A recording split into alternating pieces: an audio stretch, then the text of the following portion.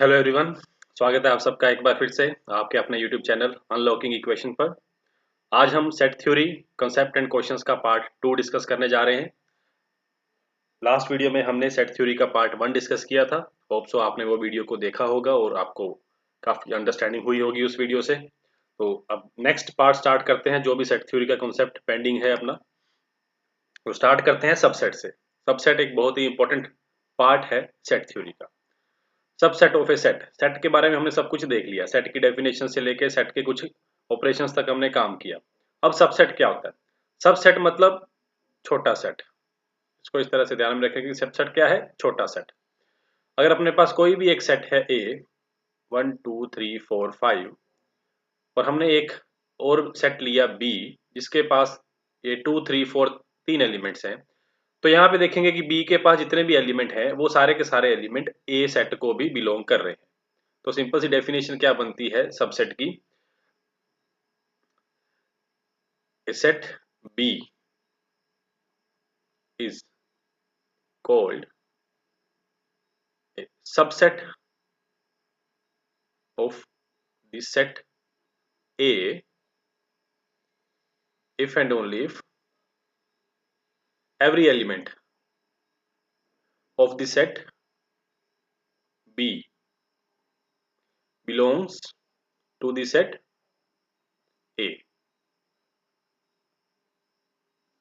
B set का हर एक एलिमेंट अगर ए सेट को बिलोंग कर रहा है then B is called subset of A. और इसकी नोटेशन क्या रहेगी? बी, ये सबसेट की नोटेशन ए, और दूसरी तरफ से बी की सबसेट की नोटेशन है, हम ये भी यूज करते हैं। इन दोनों में डिफरेंस समझ ले। ये जो वर्ड है, ये जो नोटेशन है और इसके साथ एक लाइन लगी होती है, इसका मतलब है कि जब बी सबसेट ऑफ ए लिखा गया है तो इसका मीनिंग ये है कि number of elements in B strictly less है number of elements in A से। सबसेट है। दूसरी तरफ अगर मेरे पास एक सेट सी हो जिसमें एलिमेंट्स हैं 1 2 3 4 5, तो क्या सी ए का सबसेट होगा? क्या सी को ए का सबसेट बोल सकते हैं? क्योंकि बाय डेफिनेशन क्या है? Every element of set C belongs to the set A. तो बात तो ठीक है, सी का हर एक एलिमेंट ए में बिलोंग कर रहा है, दैट मीन सी भी सबसेट है। बट एक बात और देखें कि सी के पास जितने भी एलिमेंट्स हैं वो सारे ए के पास हैं, बट इक्वल भी हैं। ये दोनों सेट सबसेट होने के साथ साथ सी सबसेट है ए का, बट सी ए के इक्वल भी है। ये हमने लास्ट वीडियो में देखा था कि दो सेट इक्वल कब होते हैं? जब उनके नंबर ऑफ एलिमेंट सेम हो और एलिमेंट्स भी सेम हो। इसलिए जब इक्वलिटी वाली बात आ जाती है, जबकि सी को हम बोलेंगे सबसेट ए का है, ये वाला सिंबल कब यूज करेंगे? जब number of elements in C equal होंगे number of elements in A के। सबसेट भी है और एलिमेंट्स भी इक्वल है, देन ये वाली नोटेशन यूज की जाएगी। और अगर पक्का कोई ना कोई ऐसा एलिमेंट ए के पास है जो बी के पास नहीं है, बी के पास कम एलिमेंट है, तब हम ये सबसेट वाली नोटेशन यूज करेंगे, इसके साथ इक्वलिटी नहीं लगाएंगे। तो इस तरह के सबसेट को क्या बोल दिया जाता है? प्रॉपर सबसेट, जो कि प्रॉपरली कंटेन हो रहा है ए में। और इस तरह के सबसेट जो सी है सबसेट ऑफ ए, इस सबसेट को क्या बोलेंगे हम? Improper subset. इम्प्रॉपर सबसेट तो एक ही होगा जब सेट खुद किसी और शक्ल में बन के आ जाएगा, जैसे सी बन के आ गया था। और दूसरी तरफ हम देखें कि ए अपने आप का भी सबसेट है, और कौन से वाला सबसेट है? Improper subset. अगर एलिमेंट्स कम है तो सेट को कौन सा सबसेट बोलेंगे? Proper subset. ठीक है। तो हम एक डी अगर सेट लें जिसके पास एलिमेंट 3 4 हैं, तो डी के सारे एलिमेंट ए को बिलोंग कर रहे हैं, तो पक्की बात है कि डी सबसेट है ए का। डी के पास एलिमेंट्स कितने हैं? 2। और ए के पास एलिमेंट्स कितने हैं? 5। तो इसके पास कम एलिमेंट है, साफ साफ दिख रहा है, तो डी कौन से वाला सबसेट हुआ? Proper subset. क्लियर? सबसेट का मतलब छोटा सेट जो सेट के अंदर होगा, और दो तरह के हो सकते हैं, या फिर प्रॉपर या फिर improper. Next, number of subset, सबसे इंपॉर्टेंट काम, इसके ऊपर एक क्वेश्चन जरूर बन जाता होता है। किसी भी सेट के आप कितने सबसेट बना सकते हो? 1 2 3 एक अपने पास सेट है, मुझे इसके टोटल सबसेट्स बनाने हैं, कितने हैं? हाँ, काफी लोगों को फॉर्मूला भी याद होता है, बट हम इसको एक जल्दी से देख लेते हैं कि ये बनता कैसे है। अगर मुझे कुछ सबसेट बनाना है, सपोज बी सबसेट बनाना है, तो इसके अंदर कुछ एलिमेंट रखने हैं, तो ये जो 1 एलिमेंट है ये बी सेट में आएगा या नहीं आएगा? क्या कितने रास्ते हैं इसके पास। अगर मुझे कोई एक नया सबसेट बनाना है बी, तो मैं उसमें 1 रखूंगा या फिर हो सकता है मैं उसमें 1 ना रखूं। दैट मीन्स 1 के पास कितनी चॉइस है सबसेट में आने के लिए, 2 चॉइस है। 2 चॉइस है मतलब या तो आएगा या फिर नहीं आएगा। इस बात को थोड़ा ध्यान से समझो कि फर्स्ट एलिमेंट के पास कितनी चॉइस है कहीं जाने के लिए। उसकी मर्जी है या तो वो आएगा या नहीं आएगा, मतलब या फिर दूसरे की मर्जी है उसको पकड़ के लेके आएगा या नहीं लेके आएगा। इसी तरह एलिमेंट 2 के पास कितनी चॉइस है बी के अंदर आने की, या तो बी में वो एंट्री करेगा या फिर बी में एंट्री नहीं करेगा। तीसरे एलिमेंट के पास कितनी चॉइस है, या तो एंट्री करेगा या एंट्री नहीं करेगा। एंट्री करेगा मतलब ये समझो कि अगर मुझे कोई सबसेट बनाना है तो मैं उसमें या तो 1 रखूंगा या 1 नहीं रखूंगा, या तो उसमें 2 रखूंगा या फिर 2 को नहीं रखूंगा, या तो उसमें 3 रखूंगा या फिर 3 को नहीं रखूंगा। तो हर एक के पास कितनी कितनी चॉइसेस हैं, 2 चॉइसेस। इसके पास 2 चॉइस, इसके पास 2 चॉइस, इसके पास 2 चॉइस। तो टोटल चॉइसेस कितनी होगी, 2 × 2 × 2 कितना बन गया, 8। अब इसको 8 ना लिखें, हम इसको ऐसे लिखें 2 रेस्ट पर 1, 2 रेस्ट पर 1, 2 रेस्ट पर 1। तो ये हो गया 2 रेस्ट पर 1 +1 +1, 2 रेस्ट टू पावर 3। वो भी क्या होता है 8। तो ये इस तरह से आपको ये पता लग गया कि total number of subsets, total number of subsets कितने बनेंगे, 2 रेस्ट पर 3, अगर सेट के पास कितने एलिमेंट हैं, 3। ठीक है। इसी तरह अगर सेट के पास n एलिमेंट होते, 1 2 3 4 अप टू n तक, हर एक के पास 2 चॉइस होती, 2, इसके पास भी 2, तीसरे एलिमेंट के पास भी 2। तो 2 रेस्ट पर 1, 2 रेस्ट पर 1 कितनी बार आता, n टाइम आता। इस तरह से ये कितना बन जाता है, 2 रेस्ट पर 1 +1 +1 अप टू n टाइम्स। तो 2 रेस्ट टू पावर n, ये फॉर्मूला बन गया आपके पास total number of subsets find करने का। अगर आपको किसी सेट के सबसेट्स फाइंड करने हैं तो वो कितने होंगे, 2 रेस्ट टू पावर n। अगर सेट के पास 5 एलिमेंट्स हैं तो आपको पता होना चाहिए कि उसके सबसेट्स कितने बनेंगे, 2 रेस्ट टू पावर 5। क्लियर हुई बात। तो इसको ध्यान से देखिए, इस चीज को, ये वाला काम था। अभी हम इसके सबसेट्स बना के देखते हैं कि 8 सबसेट अगर बनेंगे तो कौन कौन से बनेंगे।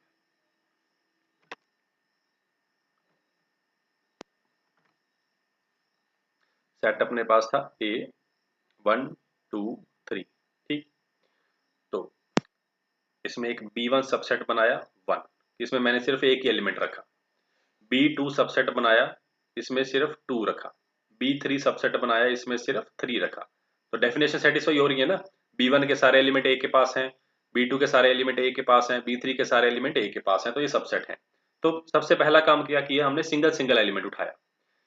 फिर हमने उठाया कॉम्बिनेशन, मतलब 2 एलिमेंट उठाए, 1 2 ले लिया, 2 3 ले लिया एंड 1 3 ले लिया। ठीक है। तो ये B4 B5 और क्या हो गया, B6। अब B7 हमने सारे के सारे एलिमेंट ले लिए, 1 2 3। ठीक है। तो ये सबसेट कितने बन गए, 8 सबसेट बन गए, पर सॉरी 7 सबसेट बन गए, 7 सबसेट्स बने। बट हमें 8 चाहिए। तो 8 का मतलब देखो, जब मैंने ये बोला था कि 1 के पास 2 चॉइस हैं, या तो ये आएगा या फिर नहीं आएगा। 2 के पास 2 चॉइस हैं, या तो ये आएगा या फिर नहीं आएगा। 3 के पास 2 चॉइस हैं, आएगा या नहीं आएगा। तो अगर मैं इन सब की नहीं आने वाली चॉइस पे फोकस करूं कि 1 भी नहीं आया, 2 भी नहीं आया, 3 भी नहीं आया, तो सेट में कौन आया, कोई भी नहीं आया। मतलब सेट कैसा है, जब उसके पास कुछ नहीं है, एम्प्टी सेट है। इसका मतलब हम उसको नाम दे देते हैं बी नोट। एम्प्टी सेट बी हर एक सेट का सबसेट होता है। B naught is also a subset of A. Number of elements in B कितने हैं, 0। Number of elements in A कितने हैं, 3। एलिमेंट्स कम हैं, इधर ज्यादा हैं। Therefore B is A, like B naught is A proper subset. इसमें कंफ्यूजन रहती है, बट हम एक ही बात को लेके चलेंगे कि जब एलिमेंट कम है तो हम उसको प्रॉपर की कैटेगरी में रखेंगे। तो एम्प्टी सेट कौन सी कैटेगरी में आएगा, प्रॉपर सबसेट की। और इम्प्रॉपर कितने हुए, ओनली 1, जो कि खुद होगा, जो आप सेट की बात कर रहे हो यही इम्प्रॉपर होगा। तो किसी भी सेट के पास प्रॉपर सबसेट्स कितने होंगे, 2 raised to power n total होते हैं। एक इम्प्रॉपर वाला हटा दो तो ये नंबर ऑफ क्या आ जाएंगे, प्रॉपर सबसेट्स। क्लियर होगी होगी बात ये वाली। तो सेट के पास अगर 6 एलिमेंट होते तो प्रॉपर सबसेट कितने होते? 2⁻6 माइनस 1। अगर कई बार ऐसा बोल देते हैं कि नॉन एम्प्टी प्रॉपर सबसेट बताओ, नॉन एम्प्टी भी हो और प्रॉपर भी हो, तो प्रॉपर तो कितने थे? 2n minus 1। हमें एम्प्टी वाला भी नहीं चाहिए, तो वो कितने हो जाएंगे फिर? 2n minus 2। ठीक है, तो इस बात को ध्यान में रखेंगे कि इस तरह से हम सबसेट निकाल सकते हैं। क्लियर? आगे चलते हैं। अब most important topic, Venn diagrams. हमने कल कंसेप्ट में इसका नाम लिया था बट इसको यूज नहीं किया था। आज हम वेन डायग्राम से देखते हैं कि किस तरह से ये क्वेश्चन में भी यूज होता है और थोड़ा कंसेप्ट में भी काफी हेल्प मिलती है क्लियर होने में। दो सेट हैं अपने पास अगर ए एंड बी, तो एक सेट को हमने इस सर्कल से डिनोट कर दिया, दूसरे सेट को दूसरे सर्कल से डिनोट कर दिया। दोनों सर्कल आपस में कहीं टकराए, ए है ये बी है, ये दोनों आपस में कहीं टकराए हैं, तो ये बीच वाला पोर्शन क्या हो गया? ये ए के पास भी है और ये बी के पास भी है। इसका मतलब ये कैसा है? ये कॉमन पोर्शन है। और कॉमन पार्ट को कैसे डिनोट किया जाता है? ए इंटरसेक्शन बी से। तो अगर आप सेट को एक सर्कल मान रहे हो, दूसरे सेट को दूसरी शेप मान रहे हो, सर्कल के हो या फिर आप अपनी तरफ से कोई भी शेप बना सकते हो, तो उनमें जो भी कॉमन कैटेगरी है ये किसको रिप्रेजेंट करती है? ए इंटरसेक्शन बी को। तो ये वाला रीजन ए इंटरसेक्शन बी का हो गया। ठीक है।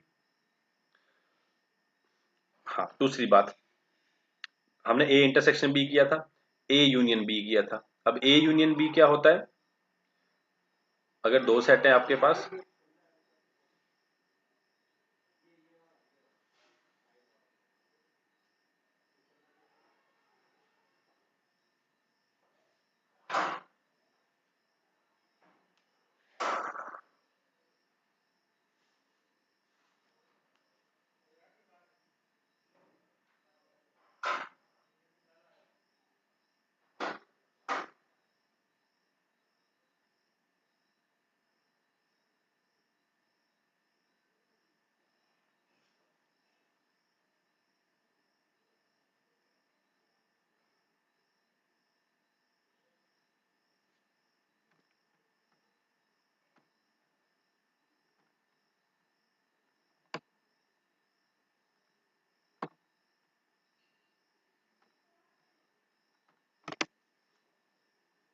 तो इस बात को हम एक एग्जांपल से समझें कि अगर ए अपने पास 1 2 3 है और बी 3 4 5 है, तो ए इंटरसेक्शन बी हमने कल निकालने सीखे थे कि ये क्या होगा? जो कॉमन एलिमेंट कौन सा आ गया? 3। ठीक है, तो इन सर्कल्स में अगर हम इसको सेट करें, ये दो सर्कल हैं, ये ए और ये बी, तो ये बीच वाले पोर्शन में कौन सा एलिमेंट दिखेगा? 3। ए के पास और कौन है? 1 है, 2 है, तो ए के पास 1 2 3 पूरे हो गए। बी के पास है 3, तो 4 5 किसके पास आएंगे? ओनली बी के पास। तो ये 1 2 इधर आ गए, 4 5 इधर आ गए और कॉमन में कौन आ गया? 3। तो इसलिए बीच वाले हम इन सेट्स को डायग्राम से डिनोट कर सकते हैं। इन डायग्राम्स को क्या बोला जाता है? Venn diagrams. तो ये ए बी और ये वाला पोर्शन हो गया ए इंटरसेक्शन बी। ठीक है, अब ए माइनस बी क्या था? ए में से बी हटा दो, ए में से जितना भी बी का पोर्शन आ रहा है वो हटा दो, तो बचा कितना? ए माइनस बी। तो ये वाला पोर्शन है जो, ये किसको रिप्रेजेंट करेगा? ए माइनस बी को।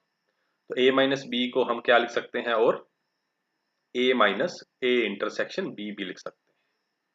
ठीक है, सिमिलरली बी माइनस ए, बी में से ए हटा दो, ये वाला आपका सेट ए है, ये बी है, तो बी में से ए हटा दो, जितना भी पोर्शन ए का आ रहा है वो हटा दो, जो बचेगा वो किसको रिप्रेजेंट करेगा?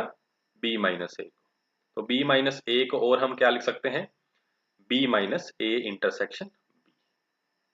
ठीक है जी, ये बात क्लियर हुई होगी। अगर हम इसके एग्जांपल्स भी करते हैं, अभी क्लियर हो जाएगी और अच्छे से बात ये। हाँ जी, यहाँ पे देखें, ये क्या रिप्रेजेंटेशन है? देखें कि B बड़ा है और A छोटा है, तो क्लियरली हमें क्या दिख रहा है कि A अंदर बैठा है किसके? B के। Therefore A is a subset of B। तो इस तरह से हम सबसेट को शो कर सकते हैं वाइड डायग्राम की हेल्प से। A छोटा है, अंदर बैठा है, B बड़ा है और B के अंदर बैठा है, तो A is a subset of B हो गया। यहाँ पे एक और हम लगा दें तो C है, तो C भी सबसेट किसका हो गया? B का। अगर एक और सर्कल यहाँ पे अंदर रख दें D, तो D भी सबसेट किसका हो गया? B का। तो इस तरह से हम सबसेट्स को शो कर सकते हैं। नेक्स्ट इसको देखें, U मतलब क्या था? Universal set. ये पूरे का पूरा जो स्क्वायर शेप है ये यूनिवर्सल सेट हो गया सबसे बड़ा। इसके अंदर दो सेट बैठे हैं ए एंड बी, तो क्लियरली हम ये लिख सकते हैं ना अब, A is a subset of U and B is also a subset of U. अब अगर हम ए और बी दोनों सर्कल्स को मिला दें, दोनों के पोर्शन इकट्ठे कर दें, तो ये वाला इस रीजन को शेड कर दें अगर, है ना, एक सेम कलर कर देंगे अगर, तो ये रीजन क्या रिप्रेजेंट होगा, ए यूनियन बी। यूनियन का मतलब था इकट्ठा, तो दोनों सर्कल्स को अगर आप मिला देंगे, दोनों सेट्स को मिला देंगे, तो ये वाला पोर्शन रिप्रेजेंट क्या हो जाएगा फिर, A union B. Intersection common वाला बीच वाला और यूनियन दोनों सर्कल जब आप भर दोगे, कलर कर दोगे इनको, तो ये हो जाएगा। ठीक है जी। तो इस तरह से कोई सेट है अगर ए, हम इसके अंदर सेट ले रहे हैं बी, इसके अंदर सेट ले रहे हैं सी, तो ऐसा लिख सकते हैं कि सी सबसेट किसका है, बी का, और बी आगे किसका सबसेट है, ए का। इस तरह से इनको हम रिप्रेजेंट कर सकते हैं। चलिए जी नेक्स्ट। अब इसके अकॉर्डिंग हम कुछ क्वेश्चन कर लेते हैं। U मतलब यूनिवर्सल सेट हमें गिवन है, A सेट गिवन है, B सेट गिवन है, देन फाइंड। इस तरह के आसान से क्वेश्चन टीजीटी और पीजीटी एग्जाम में पूछे जाते हैं। हम नेक्स्ट वीडियो में ये शो भी करेंगे कि कौन कौन से एग्जाम में पूछे गए हैं। सबसे पहले निकालना है A यूनियन B, तो A यूनियन B का मतलब दोनों को इकट्ठा कर दो, तो इसमें क्या आ जाएगा, 3 5 7 -1 8 9, तो A यूनियन B आ गया, दोनों सेट्स को हमने इकट्ठा कर दिया। A इंटरसेक्शन B, दोनों में कॉमन क्या है, कॉमन तो कुछ भी नजर नहीं आ रहा, तो ये सेट क्या लिखेंगे, एम्प्टी। ए माइनस बी क्या है, ए में से बी हटा दो, ए में से बी हटा दो, या ए में से ए इंटरसेक्शन बी हटा दो। अब ए इंटरसेक्शन बी तो एम्प्टी है, तो ए में से क्या हटाना है, कुछ भी नहीं हटाना, तो आंसर क्या आएगा, 3 5 7।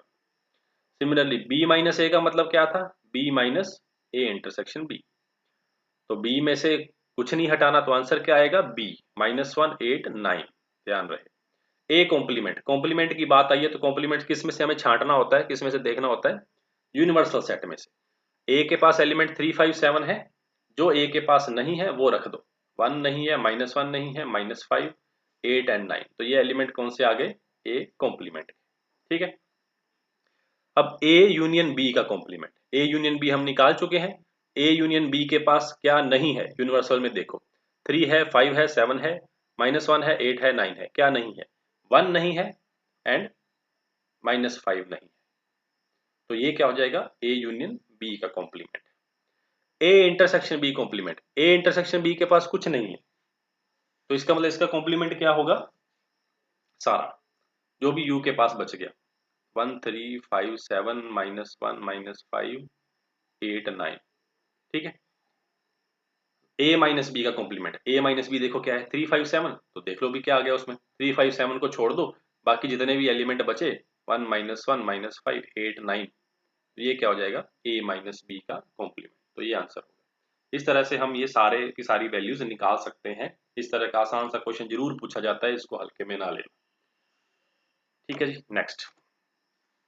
अब मोस्ट इंपोर्टेंट पार्ट, अगर सेट थ्योरी के क्वेश्चन पूछे जाते हैं तो उसमें से कम एक क्वेश्चन तो ऐसा जरूर पूछा जाता है जो टॉपिक हम करने जा रहे हैं, number of elements in different finite sets. अब number of elements, elements count करने की बात आ गई, काउंटिंग की बात आ रही है, एलिमेंट्स काउंट करने हैं। If A B C are finite set, अभी पहले हम बात करने वाले हैं फॉर 2 सेट्स के लिए, अगर 2 सेट की बात की, and U be the finite universal set, then number of elements in A union B. देखो ये यू यूनिवर्सल सेट, ए है, ये बी है, ए सेट बी सेट, तो हमने ए और बी को जब मिला दिया, यूनियन कर दिया, तो कुछ एलिमेंट ऐसे थे जो 2 बार आ गए, और सेट में रेपिटेशन अलाउ नहीं होती, इसलिए जब हमें एलिमेंट काउंट करने हैं ए यूनियन बी के, तो ध्यान रहे कि हमने पहले किसके एलिमेंट डाल दिए, ए के, जितने एलिमेंट ए के थे आ जाओ रख लिए, प्लस एलिमेंट डाल दिए बी के, बट ऐसा झोल हो गया ना बीच में कि ये वाला जो पोर्शन था इंटरसेक्शन वाला, ये 2 बार आ गया, हमें कितनी बार चाहिए, एक बार ही समान चाहिए होता है, तो एक बार हमने इसमें से माइनस कर दिया। क्लियर हुई बात। तो जब भी यूनियन की बात करनी है, यूनियन में एलिमेंट्स लेने हैं, तो ये सिंपल सा फॉर्मूला यूज करना है हमें, number of elements in A number of elements in B minus number of elements in A intersection B.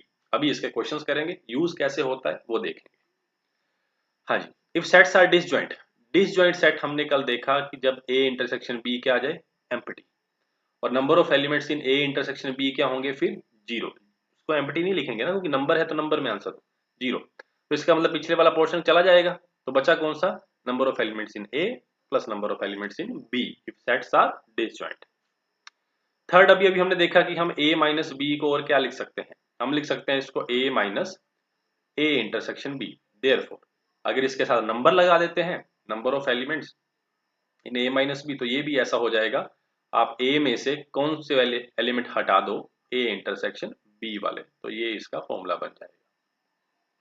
ठीक है जी, बट इसमें ऐसा नहीं करेंगे, ये ध्यान रहे, number of elements in A minus number of elements in B, ये गलत हो जाएगा, ऐसा नहीं करेंगे। जो आपको माइनस करना है सिर्फ वही माइनस करो। हम नाम तो बी का लेते हैं कि बी माइनस करने जा रहे हैं, बट एक्चुअल में बी माइनस नहीं होता, सिर्फ ए इंटरसेक्शन बी ही माइनस होता है और ये बचता है। इसलिए ध्यान रहे, कभी कुछ ऐसा मन में ना बना लेना कि ए माइनस बी है तो नंबर को अंदर ले जाएं और अपना फॉर्मूला बन जाएगा, ये गलत हो जाएगी बात, ध्यान में रहे। ठीक है जी, ये गलत है। तो ये टू सेट्स के लिए ये काम था, इस फॉर्मूले का यूज करके हम कैसे कैसे क्वेश्चन निकाल सकते हैं। अब शुरू करते हैं। तो सिंपल सिंपल क्वेश्चन है और कुछ नेक्स्ट में हम देखेंगे कि कौन से क्वेश्चन एग्जाम्स में आ रखे हैं। पहले आसान से क्वेश्चन, ताकि फॉर्मूला कैसे यूज होगा पता लगे। If x and y are two sets such that number of elements in x 19 है, number of elements in y 23, union में भी एलिमेंट दे दिए, इंटरसेक्शन बताओ क्या होगी। अब इस बात का देखो कि जब हमने ये फॉर्मूला देखा, इसमें a यूनियन b है, number of elements in a है, b है और a इंटरसेक्शन b है। टोटल कितने इंफॉर्मेशन गिवन है, 4, मतलब 4 एलिमेंट्स गिवन है एक तरह से हमें, a union b, a b and a intersection b। इसमें से हमें पक्का तीन तीन के लिए कुछ ना कुछ गिवन होगा। अगर ये फॉर्मूला कभी यूज होने वाला क्वेश्चन आया तो उसका मतलब ये है कि 3 इंफॉर्मेशन हमें प्रॉपर गिवन होंगी और जो फोर्थ बच जाएगी उसके बारे में पूछा जाएगा। अब जैसे देखो, इसमें x के बारे में गिवन है, y के बारे में गिवन है, यूनियन भी गिवन है और इंटरसेक्शन पूछ लिया। 4 में से 3 दे दिए, number of x union y क्या होगा, number of elements in x plus number of elements in y minus number of elements in x intersection y। 3 दे दिए हैं, चौथे हम निकाल लेंगे, सिर्फ वैल्यूज पुट करनी है। इसकी वैल्यू 19, y की वैल्यू कितनी है 23, माइनस इंटरसेक्शन हमें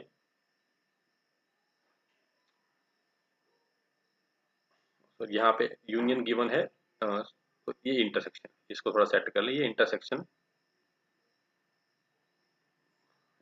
पूछा गया हमसे। ठीक है जी, तो यूनियन की वैल्यू कितनी है 38, तो number of elements in x intersection y हमें निकालना है। तो 19 प्लस 23 कितने हो गए, 20, 30, 39, 42 बन गया ये 38, minus number of elements in x intersection y, तो इसको माइनस कर दो उधर ले जाके, तो number of x intersection y कितना आ जाएगा 4। 4 एलिमेंट्स हैं तो दोनों में कॉमन होंगे। ठीक है, ये सिंपल सा फॉर्मूला यूज करना था और ये एलिमेंट्स निकल आने थे। सेकंड क्वेश्चन भी इस तरह से, x के एलिमेंट है, y के एलिमेंट्स हैं, यूनियन है और इंटरसेक्शन निकालना है, तो इसको भी हम सेम तरीके से कर सकते हैं, तो कुछ अलग नहीं है। Next, number of elements in x given है 19, y गिवन है 23, x इंटरसेक्शन y गिवन है और n number of elements in x minus y पूछेगी। Number of elements in x minus y किसके इक्वल होते हैं, number of elements in x minus number of elements in x intersection y। x में कितने element है 19, minus intersection में कितने element है 10, तो 19 माइनस 10 कितना हो जाएगा 9। ये सिंपल सा अपना आंसर आ जाएगा। ठीक है, जो भी हमने अभी पीछे 3 बातें पढ़ी हैं उनसे ये वाली बात, ये वाले क्वेश्चंस आसानी से हो सकते हैं। अब क्वेश्चन डिस्कस करते हैं जो एग्जाम्स में आ चुके हैं और किस तरह से आप इस फॉर्मूले को यूज कर सकते हो। इन ए ग्रुप 300 पीपल 150 स्पीक हिंदी, मतलब हिंदी स्पीक करने वाले कितने हैं 150, 200 speak English, how many can speak both, both का मतलब समझो कि इंटरसेक्शन पूछा गया है, हिंदी एंड इंग्लिश, और एंड वर्ड भी आ गया अगर, तो वो भी किसको रिप्रेजेंट करता है इंटरसेक्शन को। इन ए ग्रुप टोटल पर्सन कितने हैं 300, क्लियर है। तो ये हमें क्या गिवन है, हिंदी यूनियन इंग्लिश, ये एलिमेंट कितने हैं अपने पास 300, और ये किसके इक्वल होगा, number of elements in Hindi 150 plus number of elements in English 200 minus number of elements in Hindi intersection English. तो इस तरह से लिख लेंगे, ये 2 3 350 हो गया 350, ये है 300 minus number of elements in H intersection E, minus कर दो तो ऐसे कितने पर्सन होंगे जो हिंदी भी और इंग्लिश भी दोनों बोल लेते हैं, वो कितने होंगे? 50। ये इसका आंसर है। ये यूपीटीजीटी 2021 में क्वेश्चन आ रखा है। यूपीटीजीटी और पीजीटी का एग्जाम भी इसी साल हो जाएगा, पूरे के पूरे चांसेस हैं। काफी टाइम हो गया इस एग्जाम को फिल हुए। Next question, Uttarakhand public service commission में ये क्वेश्चन पूछा गया, लेक्चरर का उनका जो एग्जाम होता है। A market research group conducted a survey of 1000 consumer, 1000 बंदों के ऊपर सर्वे किया गया एंड रिपोर्टेड दैट, रिजल्ट क्या आया कि 720 कंज्यूमर्स है वो प्रोडक्ट ए लाइक करते हैं, कोई उनका प्रोडक्ट होगा ए प्रोडक्ट को लाइक करते हैं, और 450 किसको लाइक करते हैं? प्रोडक्ट बी को। Number of consumer that have liked both, फिर बोथ वाली बात आ गई तो क्या निकालना है? इंटरसेक्शन। बिल्कुल सिंपल सा काम, यूनियन यहां रखो, 720 रखो, प्लस रखो 450 और माइनस हमें क्या करना है? A intersection B. ठीक है, तो ये 720 प्लस कर दो 450, 1170 minus number of elements in A intersection B. 1000 में से ये 1170 माइनस करोगे तो माइनस में आंसर आएगा, माइनस माइनस कट जाएगा, तो ए इंटरसेक्शन बी में कितने एलिमेंट्स आ जाएंगे? 170। ठीक है जी, तो ये आंसर हो गया।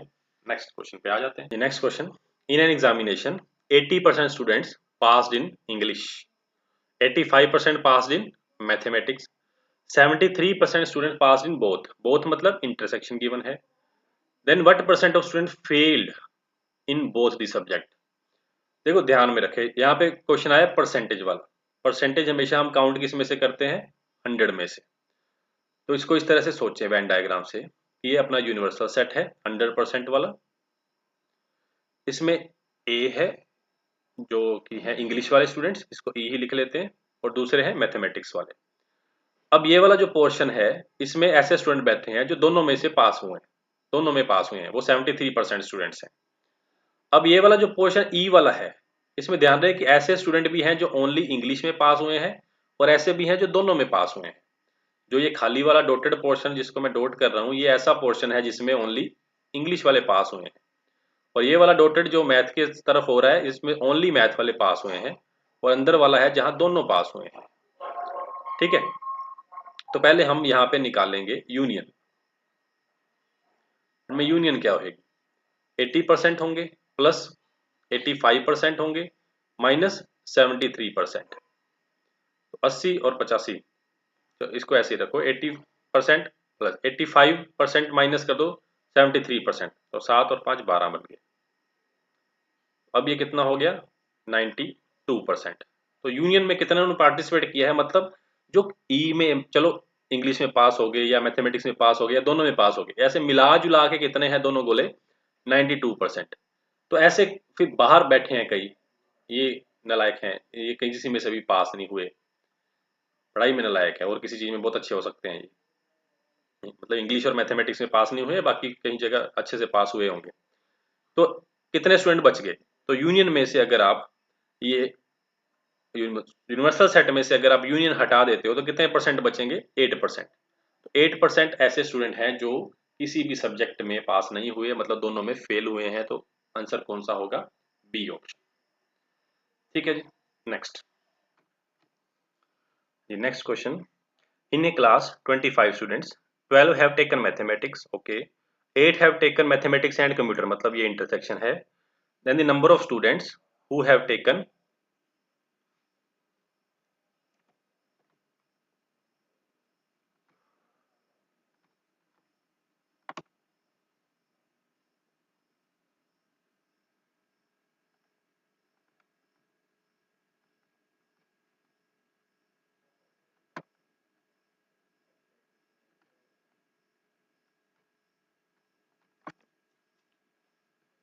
The next question.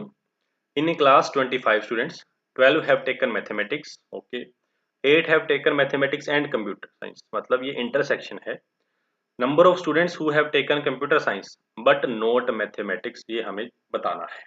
तो देखो अगर इसको डायग्राम से देखें तो क्या पूछा गया हमसे? ये मैथमेटिक्स वाले हुए, ये कंप्यूटर साइंस वाले हुए, ये बीच वाले पता है हमें दोनों वाले होंगे, जो हमें कितने दे रखे हैं इस बार?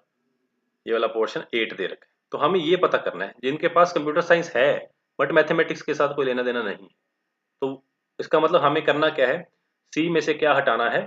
M intersection C. तो ये बात बनेगी अपने पास, बट हमें सी नहीं दे रखा इसलिए हम सी निकाल लेंगे पहले। टोटल स्टूडेंट्स कितने हैं 25, मैथमेटिक्स वाले कितने हैं 12, प्लस कंप्यूटर साइंस वाले स्टूडेंट्स हमें पता नहीं, माइनस इंटरसेक्शन पता है कि वो 8 है। इसका मतलब पहले हमने कंप्यूटर साइंस वाले निकाल लिए, कितने बने 25 माइनस ये 12 और 8 4 में से इधर इधर हो जाएगा 21, तो कंप्यूटर साइंस वाले कितने हैं 21। क्लियर हुई बात है। तो अब हमें चाहिए कंप्यूटर साइंस में से जो मैथमेटिक्स के साथ भी अपना काम रखते हैं वो हट जाओ, वो बाहर जाओ। तो 21 माइनस इंटरसेक्शन कितना है 8, बचा कितना 13, तो ये अपना आंसर हुआ। ऐसे 13 स्टूडेंट्स हैं जिनके पास कंप्यूटर साइंस है, ओनली मैथमेटिक्स नहीं है। ठीक है, तो इसका मतलब यही पूछा जा रहा था कि सी में से एम हटा दो, बट सी में से एम नंबर्स में हम क्या करते हैं हमेशा, number of elements in C minus number of elements in C intersection M. तो इस बात यही वही फॉर्मूला है जो हमने अभी पीछे किया था, उसका यूज करना था। ठीक है जी, नेक्स्ट क्वेश्चन या नेक्स्ट टॉपिक पे आते हैं। 3 सेट्स, अगर नंबर ऑफ एलिमेंट्स हमें काउंट करने हो 3 सेट्स के लिए तो फॉर्मूला क्या होगा, A union B union C, A को मिला दिया बी को मिला दिया सी को मिला दिया, that means A plus B plus C. अगर हमें तीनों सेट्स के एलिमेंट्स इकट्ठे करने हैं तो पहले तीनों के एलिमेंट मिला दिए A plus B plus C, but इसमें कुछ ऐसे एलिमेंट्स भी होंगे जो ए और बी में कॉमन होंगे, तो ए और बी में 2 बार आ चुके हैं। ए और सी में कॉमन होंगे जो ए और सी में 2 बार आ चुके हैं। बी और सी में कॉमन होंगे जो बी और सी में 2 बार आ चुके हैं। तो हमने वही काम एक एक बार इन सबको माइनस किया, बट जब इनको हम माइनस कर रहे थे तो ऐसे एलिमेंट्स भी बीच में गलती से माइनस हो गए जो नहीं होने चाहिए थे, जो तीनों के पास कॉमन थे। अब इंटरसेक्शन में तो ये सारे निकल गए, तो इसलिए एक बार हमें ये एलिमेंट अपनी तरफ से ऐड करने पड़े, A intersection B intersection C एक बार ऐड करना पड़ा। तो ये 3 के लिए फॉर्मूला बन गया कि अगर हमें 3 सेट्स के एलिमेंट इकट्ठे करने हैं तो number of elements in A plus B plus C minus common elements वाले हटाओ, प्लस कर देंगे A intersection B intersection C. ठीक है, इसमें प्लस करना है। तो इसके अकॉर्डिंग एक क्वेश्चन देख लेते हैं। Among 1000 families of A city 40% read newspaper A, A newspaper read करने वाले कितने हैं 40%, बी वाले कितने हैं 20% एंड सी वाले कितने हैं 10%। 5% read both A and B, इसका मतलब ए इंटरसेक्शन बी वाले कितने हैं 5%, बी इंटरसेक्शन बी वाले सी वाले कितने हैं 3% एंड ए इंटरसेक्शन सी वाले कितने हैं 4%, and 2% read all 3 newspaper. A intersection B intersection C वाले कितने हैं, ऑल 3 का मतलब क्या, तीनों इकट्ठे एक साथ पढ़ते हैं, जो तीनों ही पढ़ते हैं वो कितने हैं 2%। The number of families which read only newspaper A, जो ओनली ए ही रीड करते हैं ऐसे कितने होंगे। ये ए बी और सी अगर ऐसे बनाए हैं हम, ए है ये बी है सी है, तो जो सिर्फ ए में रखते हैं और किसी के साथ कुछ लेना देना नहीं है, मतलब हमें ए इंटरसेक्शन बी वाले नहीं चाहिए, ए इंटरसेक्शन सी वाले नहीं चाहिए और तीनों तो बिल्कुल भी नहीं चाहिए, ओनली ए वाले न्यूज़पेपर हमें चाहिए कि कौन कौन से होंगे, वो अपना आंसर होगा। तो ये हमें इस तरह का ये पोर्शन चाहिए जो मैं डार्क कर रहा हूँ, इसको शेड कर रहा हूँ, तो ये हमें आंसर निकालना है। ठीक है, तो इसमें क्या होगा, अगर हम पहले ए के एलिमेंट्स निकाल लें, माइनस क्या कर दें number of elements in A intersection B, क्योंकि ये हमें नहीं चाहिए थे, माइनस कर दें number of elements in A intersection C, ये वाला पोर्शन भी हटा दिया ये वाला पोर्शन भी हटा दिया, बट ये वाला जो फिर वही बात हुई ना, ये 2 बार हट गया बीच में से, उसकी तरफ भी चला गया था इधर भी चला गया था, इसलिए हम इसको एक बार अपनी सहूलियत के लिए ऐड कर देंगे। ठीक है, तो हमें फैमिलीज निकालनी है, थोड़ा ध्यान में रहे। टोटल अपने पास कितनी फैमिलीज है 1000, 1000 का 40% कितना हो जाएगा 400, 20% कितना हो जाएगा 200, 10% हो जाएगा 100, 5% कितना हो जाएगा 50, यहाँ पे हो जाएगा 30, ये 40 और ये 20।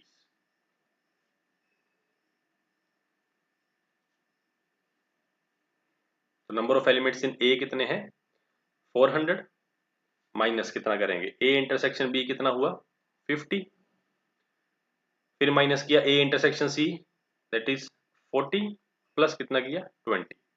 तो 400 में से पहले तो 20 ऐड की तो 420 माइनस 90 इसमें से और हमें माइनस करने हैं, तो ये कितना रह जाएगा अपने पास 330। 330 ऐसी फैमिलीज हैं जो सिर्फ ए वाला न्यूज़पेपर पढ़ती हैं और कोई न्यूज़पेपर नहीं पढ़ते। तो ये अपना आंसर होगा। ठीक है जी। तो परसेंटेज में था, बट हमें जो फैमिलीज गिवन थी ये प्रॉपर नंबर्स में थी, ये परसेंटेज में नहीं थी। तो पहले हमने इनको कन्वर्ट किया, उसके बाद क्वेश्चन को सोल्व किया। ठीक है जी। चलिए नेक्स्ट एक लॉ है डी मॉर्गन्स लॉ। ये काफी इंपॉर्टेंट है, कई बार डायरेक्ट लॉ भी पूछ लिया जाता है कि ए यूनियन बी का डैश का मतलब है कॉम्प्लीमेंट। ये क्या होता है? ये क्या होता है? A complement intersection B complement. इसको जरा वेन डायग्राम से देखें। अगर ये ए है और ये बी है, तो ए कॉम्प्लीमेंट पहले ड्रॉ करना सीखें कौन सा होगा। ए कॉम्प्लीमेंट का मतलब ए को छोड़ के बाकी सारा, सिर्फ ए को छोड़ना है आपने और ये बाकी सारा आ जाएगा। ये ए कॉम्प्लीमेंट को रिप्रेजेंट कर रही है बात। इसी तरह अगर बी बैठा होता सेट में, ये यूनिवर्सल सेट होता, तो बी कॉम्प्लीमेंट क्या होता? बी को छोड़ो और बाहर वाला। इसी तरह अगर ए है बी है, ए यूनियन बी कौन हो गया? दोनों सर्कल। इसका कॉम्प्लीमेंट क्या क्या मतलब है कि दोनों सर्कल्स को छोड़ दो, और बाहर वाला क्या रिप्रेजेंट करेगा इस बार? ए यूनियन बी का कॉम्प्लीमेंट। ठीक है, तो ये होगा। अब ए है और ये बी है, तो ए कॉम्प्लीमेंट बाहर वाला आ गया ए को छोड़ के, बी कॉम्प्लीमेंट बी को छोड़ के बाहर वाला आ गया। दोनों का कॉमन ऑब्जर्व करो कौन सा होगा। कॉमन भी तो यही होगा ना, दोनों के पास कॉमन यही होगा। ए कॉम्प्लीमेंट ए को छोड़ के बाहर वाला, बी कॉम्प्लीमेंट बी को छोड़ के बाहर वाला। तो इसलिए ये वाला रूल जो लो है इस तरह से वेरीफाई हो जाता है कि अगर आप यूनियन का कॉम्प्लीमेंट कर रहे हो तो कॉम्प्लीमेंट अंदर जाएगा, ए के साथ कॉम्प्लीमेंट लग गया, बी के साथ कॉम्प्लीमेंट लग गया, और यूनियन के साथ कॉम्प्लीमेंट गुस्सा करके क्या बन गया? इंटरसेक्शन। तो ये बन जाता है A complement intersection B complement. इसी तरह अगर आप इंटरसेक्शन पे कॉम्प्लीमेंट की बात करोगे तो कॉम्प्लीमेंट अंदर चला जाएगा, बट इंटरसेक्शन क्या बन जाएगा? यूनियन। तो यूनियन बन जाता है इंटरसेक्शन, इंटरसेक्शन बन जाता है यूनियन। किस केस में? डी मॉर्गन्स लॉ में, जब आप कॉम्प्लीमेंट लेने की बात करते हो। कॉम्प्लीमेंट को ए कॉम्प्लीमेंट ए के ऊपर सी डाल के भी लिख दिया जाता है, या फिर ए के ऊपर डैश लगा के भी लिख दिया जाता है। और अगर एग्जाम में क्वेश्चन आएगा तो ये मेंशन किया जाएगा कि ए सी क्या रिप्रेजेंट कर रहा है, क्योंकि ये कॉम्प्लीमेंट है, इसकी बात की जाएगी।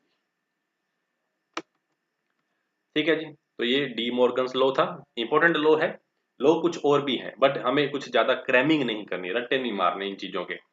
अब ये जो भी एग्जाम पॉइंट ऑफ व्यू से सेट का पोर्शन था, ये हमने कवर कर लिया। अब इसके बाद जो नेक्स्ट वीडियो आपको कल मिलेगी, वो वीडियो सबसे ज्यादा इंपॉर्टेंट होगी। इस वीडियो में, अब नेक्स्ट वीडियो जो आने वाली है उसमें हम सारे के सारे क्वेश्चन डिस्कस करेंगे जो प्रीवियस एग्जाम्स में आ रखे हैं। और कुछ बातें ऐसी होती हैं जो क्वेश्चंस के साथ ही क्लियर होती हैं। हर हर चीज को आप कॉन्सेप्ट में नहीं मर्ज कर सकते, क्योंकि क्वेश्चन को कैसे अटेम्प्ट करना है, किस कंसेप्ट के साथ करना है, ये क्वेश्चंस की प्रैक्टिस के बाद ही पता लगता है। तो इसलिए अगर आप टीचिंग फील्ड में एग्जाम की तैयारी कर रहे हो तो सेट्स के बारे में सिर्फ इतना पता होना चाहिए जो हमने इन 2 वीडियोस में कर लिया है। अब बाकी जो भी काम है ये प्रैक्टिस के ऊपर है। तो कल हम कोशिश करेंगे कि बहुत सारे क्वेश्चंस करेंगे, जिससे आपको ये वो सेट का जो पोर्शन है ये दिमाग में बैठ जाएगा। ठीक है जी। तो इस वीडियो को देखिए, अच्छी लगे तो वीडियो को लाइक करिए, शेयर करिए। तो मिलते हैं नेक्स्ट वीडियो में। तो थैंक यू।